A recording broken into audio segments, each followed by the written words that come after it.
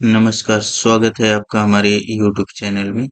हम लोग class 10th math का एनसीईआरटी का एक्सरसाइज 1 पढ़ रहे थे।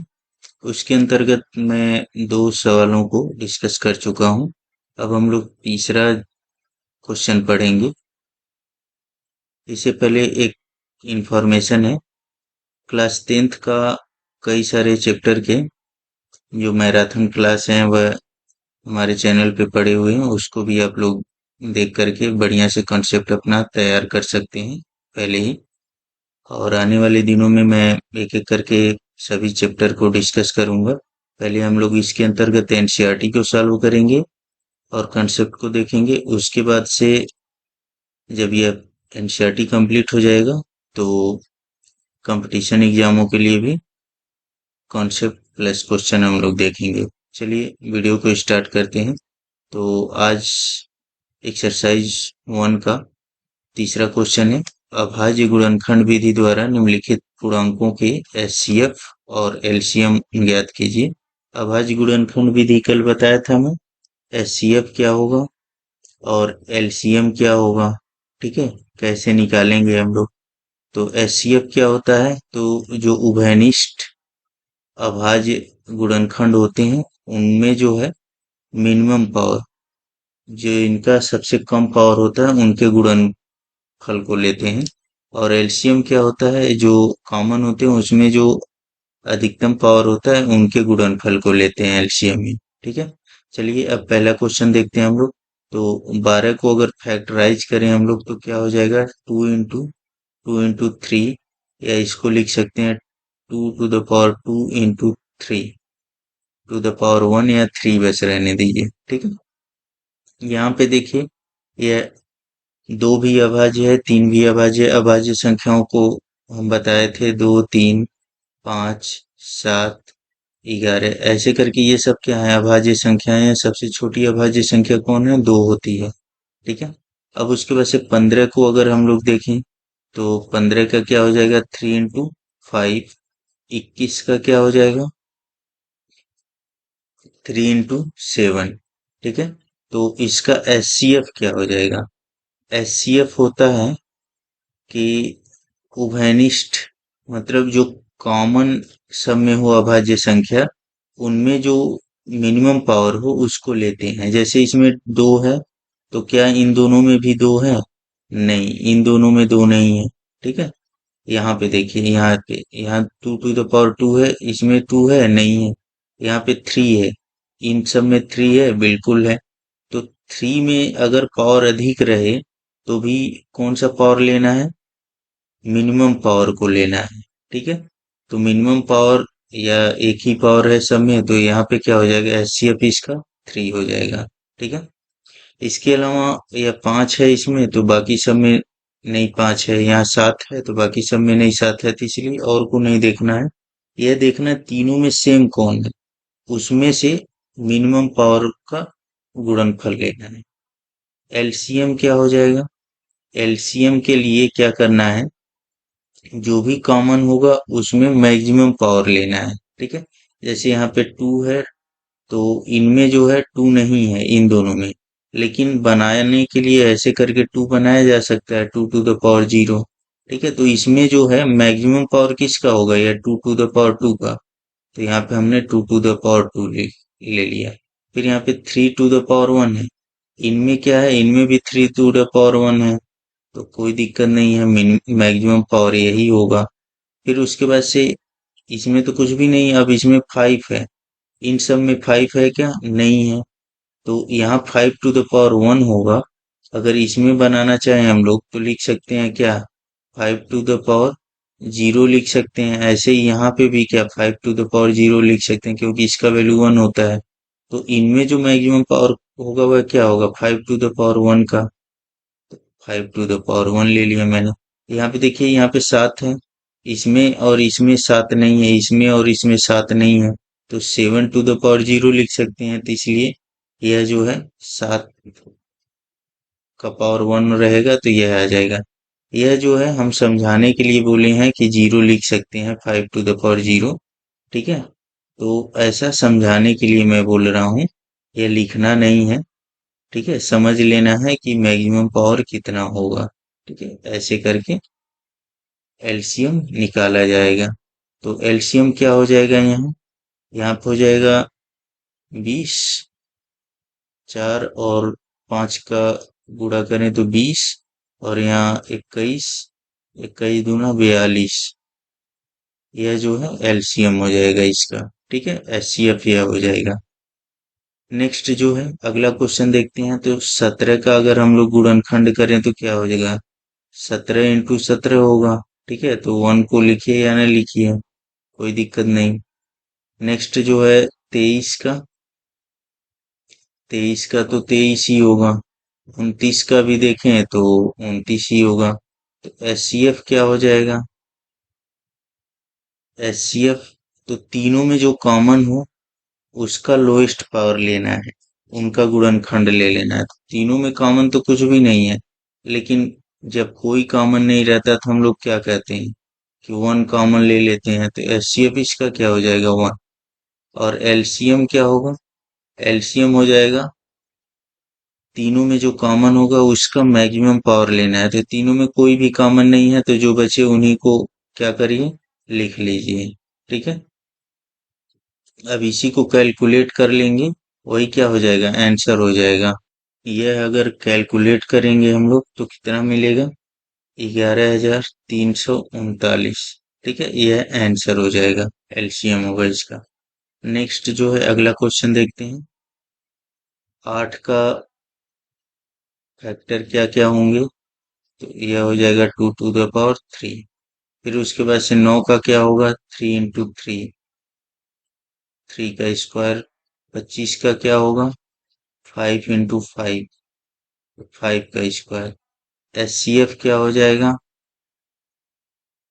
तीनों में कोई कॉमन नहीं है, तो इसलिए 1 हो जाएगा, क्योंकि 1 एक तरह से कॉमन होगा। एलसीएम क्या हो जाएगा?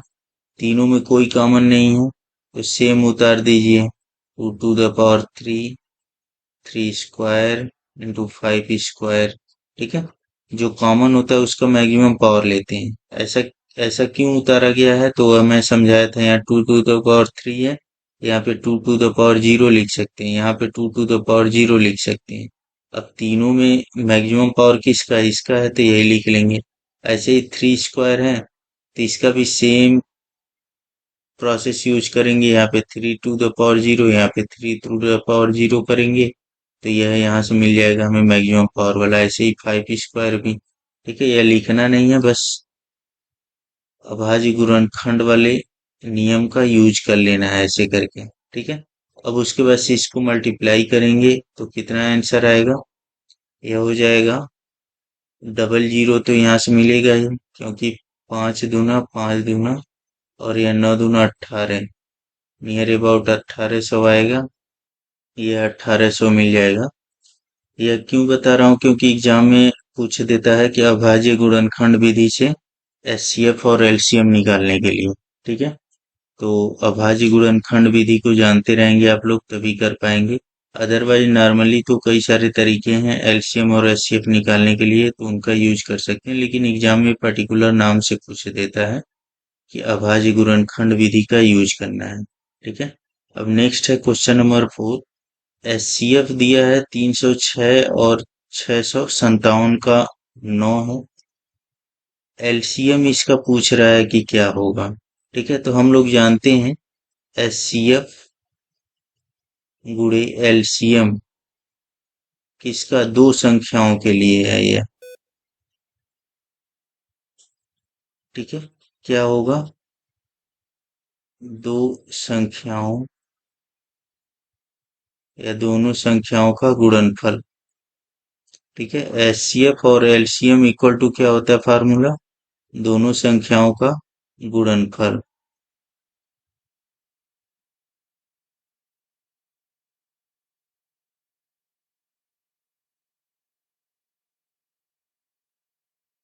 ठीक है, तो एचसीएफ कितना दिया हुआ है? 9।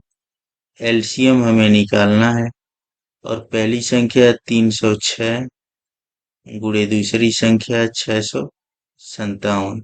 तो एलसीएम क्या हो जाएगा? यह 9 उधर जाएगा, भाग हो जाएगा इसका 657 अपान 9। ठीक है। अब यह देख लेंगे हम लोग कि 9 से यह कटेगा क्या, तो यह 9 त्रिका 27 और 36, 9 त्रिका 27 यह हो गया, और यह 9 चौका 36। अब यहाँ से एलसीएम क्या हो जाएगा, तो इनका गुणा कर लेंगे हम लोग, किसका 34 गुणे 657 का। वैल्यू कितनी आ जाएगी, तो वैल्यू आ जाएगी 22,338। ठीक है, यह आंसर हो जाएगा एलसीएम। सिंपली क्या करना है, हमारे पास फार्मूला होता है दो संख्याओं का गुणनफल, दो संख्याओं का गुणनफल गुणे एलसीएम, दोनों संख्याओं का एलसीएम गुणे दोनों संख्याओं का एचसीएफ। यह फार्मूला होता है एलसीएम और एचसीएफ के लिए। तो उसी का हमने क्या किया, इस्तेमाल यहाँ पर कर दिया। तो एचसीएफ कितना है, 9 है, ये वह दिया हुआ है दो संख्याओं का। और यहाँ से एलसीएम ज्ञात करना है, इसकी वैल्यू निकालना है। और दोनों संख्याएं दी गई हैं तो उनका गुणनफल ले लेंगे। नेक्स्ट जो है, यहाँ से सॉल्व करेंगे तो यह 9 उस साइड चला जाएगा, 9 से इसको कट कर देंगे। फिर उसके बाद से 34 और 657 मिल जाएगा, उसका गुणा कर लेंगे। नेक्स्ट अगला क्वेश्चन है, जांच कीजिए कि क्या किसी प्राकृतिक संख्या n के लिए संख्या 6 टू द पावर n अंक 0 पर समाप्त हो सकती है। तो एक चीज आप लोग याद रखेंगे, जब भी एक जीरो कहीं आएगा तो लास्ट में किसी संख्या के, तो वहां पे क्या आना चाहिए, 2 गुणे 5। मतलब दो अभाज्य संख्याएं उसके गुणनखंड में जरूर शामिल होंगी। कौन कौन, 2 और 5। जैसे सपोज करिए हमने लिखा 50, ठीक है, 50 छोड़िए, हमने लिखा 60, तो इसको लिख सकते हैं 6 इंटू 10। 6 इंटू क्या होगा, 2 इंटू 5 होगा। ठीक है, ऐसे करके सपोज करिए हमने लिखा 700। ठीक है, तो यहाँ पे क्या होगा, यह 7 इंटू 10 होगा। ठीक है, तो जब दो जीरो होगा तो क्या होना चाहिए, दो बार 2 और 5 आना चाहिए। ठीक है, अगर एक जीरो होगा तो उसके लिए क्या होना चाहिए, एक बार 2 और 5 आना चाहिए। ठीक है, उसके गुणनखंड में लास्ट में जीरो की बात मैं कर रहा हूँ।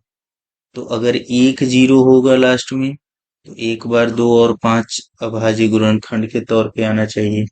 दो गो जीरो होगा तो 2 बार 2 और 5 अभाज्य गुणनखंड के रूप में आना चाहिए। तीन जीरो होगा लास्ट में, तो उसके लिए क्या होना चाहिए, 3 बार 2 और 3 बार 5 आना चाहिए। मतलब 2 टू द पावर 3 और 5 टू द पावर 3 अगर आएगा।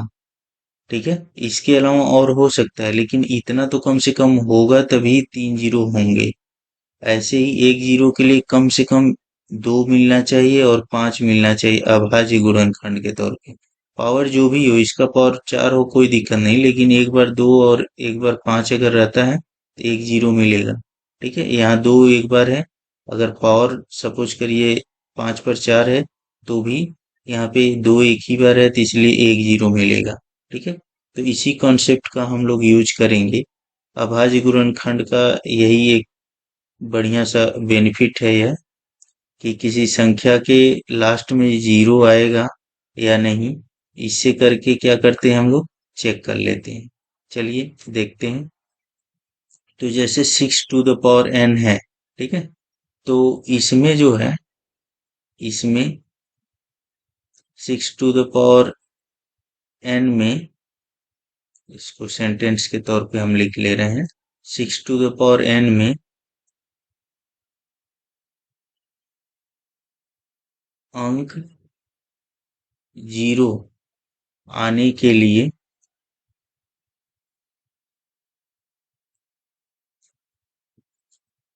अभाज्य गुणनखंड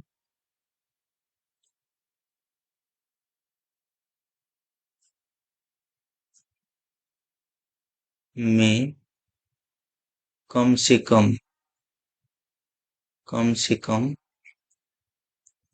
एक बार दो व एक बार पांच मिलना चाहिए। ठीक है। लेकिन 6 टू द पावर n अगर हम लोग देखें तो इसको अगर फैक्टर करें तो क्या आएगा, 2 इंटू 3 आएगा। और पावर n और कुछ तो अभाज्य गुणनखंड मिलेगा नहीं। To the two the power n होगा और फिर 3 टू द पावर n इसको लिख सकते हैं। ठीक है। तो इसमें जो गुणनखंड हम लोग करेंगे उसके अकॉर्डिंग क्या हो रहा है, उसके अकॉर्डिंग हो रहा है लेकिन, लिखेंगे लेकिन 6 to the power n equal to 2 into 3 to the power n लिख सकते हैं।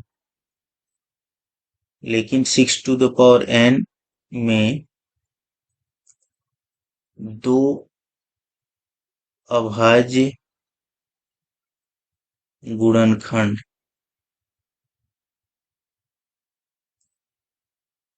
आ रहा है, जबकि 5 नहीं आएगा। ठीक है। तो इसलिए 6 टू द पावर n में अंक 6 टू द पावर n अंक 0 पर समाप्त नहीं होगा। ठीक है।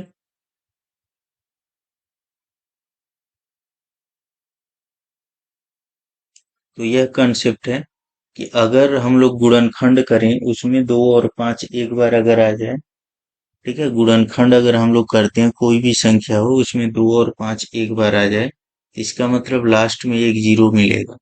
2 बार अगर 2 और 2 बार 5 आ रहा है तो लास्ट में 2 को जीरो मिलेगा। जबकि यहाँ पे यह 6 टू द पावर n है या पावर जो भी हो उसे कोई मतलब नहीं है। इसका मेन मतलब इससे है कि इसको फैक्टराइज हमने किया, इसमें 2 तो मिल गया लेकिन 5 नहीं है, तो इसका मतलब जीरो तो कतई नहीं इसमें आएगा। ठीक है, चाहे ही n का पावर कुछ भी रख ले, n की वैल्यू कुछ भी रख ले, मतलब पावर कुछ भी रख ले। ठीक है। तो ऐसे करके इसको एक्सप्लेन करेंगे। नेक्स्ट है, व्याख्या कीजिए कि 7 गुणे 11 गुणे 13 प्लस 13 और 7 गुणे 6 गुणे 5 गुणे 4 गुणे 2 गुणे 1 गुणे प्लस 5 भाज्य संख्याएं हैं। भाज्य संख्याएं क्यों हैं? ठीक है, यह हमें व्याख्या करना है। तो पहले हम लोग ले रहे हैं 7 गुणे 11 गुणे 13 प्लस 13। ठीक है। तो यहाँ से क्या हमें मिल जाएगा, अगर इसमें से 13 हम लोग कॉमन कर लें दोनों में से, ठीक है, यह एक टर्म ले लें, एक यह टर्म, तो यहाँ पर क्या बचेगा, 7 गुणे 11 प्लस यहाँ पर 1। ठीक है। तो यहाँ पर हो जाएगा 13 और यहाँ पर हो जाएगा यह 77 प्लस 1। यहाँ पे 13 गुणे यह 78। नेक्स्ट क्या हो जाएगा, 13 13 और 13 6 के 78 मतलब 2 और 3, इतना होगा। तो यह जो संख्या दी गई है यह किससे किससे भाज्य होंगी, 13 से। ठीक है, 7 गुणे 11 गुणे 13 प्लस 13 संख्या 13 से, 2 से, 3 से और 6 से भाज्य है। ठीक है। नेक्स्ट जो है अगला हम लोग देख रहे हैं, यहाँ पे हम सॉल्व कर रहे हैं इसको। अगला है 7 गुणे 6 गुणे 5 गुणे 4 गुणे 3 गुणे 1 प्लस 5। ठीक है। तो यहाँ पे क्या करेंगे अब, यहाँ पर भी देखिए यहाँ पे 5 कॉमन लेने लायक है, तो हम लोग क्या करेंगे, 5 कॉमन ले लेंगे। ठीक है। तो अगर 5 कॉमन लेते हैं हम लोग तो यहाँ पे क्या बच जाएगा, 7 × 6 × 4 × 3 × 2 +1। ठीक है, यह इतना बचेगा। यहाँ से हो जाएगा 5, और इसका अगर गुणा करें हमको तो कितना मिल जाएगा, यह मिल जाएगा 1008 +1। नेक्स्ट क्या हो जाएगा, 5 × 1009 यह हो जाएगा। ठीक है, अब उसके बाद से 1009 किससे डिवाइड होगा, 1009 जो है किसी से भी डिवाइड नहीं होता है, तो इसलिए इस संख्या का, किसका, 7 × 5 × 4 × 3 × 2 × 1 +5। ठीक है, संख्या किससे भाज्य होगी, 5 व 1009 से भाज्य है।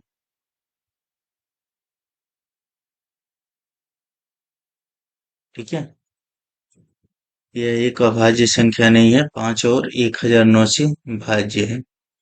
अगला क्वेश्चन है, किसी खेल के मैदान के चारों ओर एक वृत्ताकार पथ है।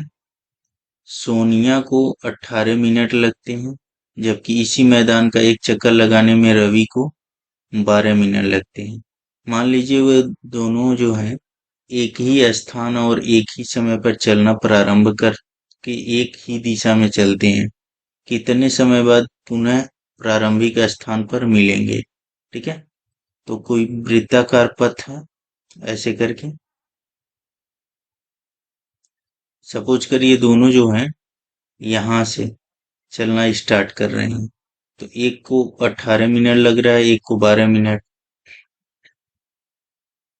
तो जब 18 मिनट वाला 18 मिनट में यहाँ से आकर के यहाँ पे आ जाएगा, ठीक है, तो यह 12 मिनट वाला क्या करेगा,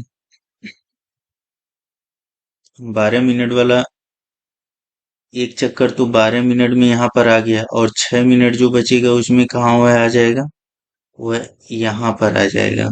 ठीक है, क्योंकि उसको क्या लग रहा है, उसको जो है टोटल मिला करके 6 मिनट ही लग रहे हैं आधा चक्कर करने में। ठीक है, तो जब 18 मिनट वाला एक चक्कर लगा करके यहाँ पे आएगा, तो 12 मिनट वाला क्या करेगा, एक चक्कर तो 12 मिनट में यह पूरा करता है यहाँ तक, और फिर जो 6 मिनट बचा उसमें कहाँ आ जाएगा, यहाँ पे आ जाएगा। ठीक है, और नेक्स्ट जो है, जब यह 18 मिनट वाला फिर एक चक्कर अगर ये लगाता है यहाँ से, दूसरा चक्कर यहाँ, तो यह 12 मिनट वाला फिर यहाँ से आता है, 12 मिनट तो यहाँ पे लगा। ठीक है, 12 मिनट यहाँ पर लगा, और फिर उसके बाद से 6 मिनट और यहाँ पे लग जाएगा। ठीक है, तो इसका मिनट मतलब क्या हुआ कि 18, अब दोनों जो हैं एक ही पॉइंट पे आ गए यहाँ पे। ठीक है, इसका मतलब 18 वाला 2 चक्कर लगाएगा, और 12 वाला कितने चक्कर लगाएगा, 3 चक्कर। ठीक है, तो ऐसे करके भी निकाल सकते हैं आप लोग। और दूसरा तरीका है कि दोनों का एलसीएम ले लीजिए।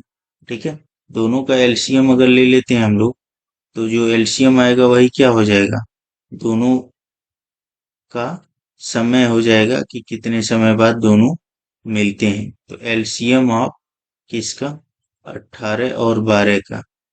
तो 18 और 12 का अगर हम लोग एलसीएम लेते हैं तो कैसे लेना है, यहाँ पे अभाज्य गुणनखंड का यूज कर रहे थे हम लोग, तो यहाँ से कितना हो जाएगा, 2 × 3 × 3। यहाँ पे क्या हो जाएगा, 2 × 3 का स्क्वायर। फिर उसके बाद 12 का अगर लेते हैं तो क्या होगा, 2 × 2 × 3। तो यहाँ पे क्या होगा, 2⁻²⁰3। अब एलसीएम क्या होता है, तो दोनों में जो उभयनिष्ठ होगा उसका मैक्सिमम पावर, इन दोनों में 2 है, तो इन दोनों में 2 है, मतलब 2 कॉमन है, इसमें जो मैक्सिमम पावर है वह क्या है, 2⁻², तो यह ले लेंगे। फिर उसके बाद से गुणे, और यह भी कॉमन है, दोनों में सेम है, तो इसमें दोनों में पावर मैक्सिमम कौन है, यह है 3 का स्क्वायर। ठीक है, तो यहाँ से कितना हो जाएगा, 4 × 9 36। ठीक है, तो टोटल 36 मिनट बाद दोनों मिलेंगे। उसके लिए दोनों कितने चक्कर लगाएंगे, तो ये 18 वाला कितने चक्कर, 2 चक्कर लगाएगा, जबकि 12 वाला कितना चक्कर लगाएगा, 3 चक्कर लगाएगा। अगर यहीं पे एचसीएफ की जरूरत होती तो एचसीएफ इसमें क्या हो जाएगा, दोनों में जो कॉमन होगा उसका लोएस्ट वाला पार्ट, तो 2 कॉमन है तो इसमें कम और किसका, इसका है तो वह ले लेंगे। और यहाँ पे क्या होगा, 3 इसमें जो है कम पावर यह वाला है तो यह ले लेंगे। तो एचसीएफ क्या हो जाएगा, 6। ठीक है, तो इसका यूज नहीं है इसमें, इसमें केवल एलसीएम का यूज है। ठीक है, तो यह चैप्टर अब समाप्त होता है, पहला एक्सरसाइज। इस वीडियो में इतना ही।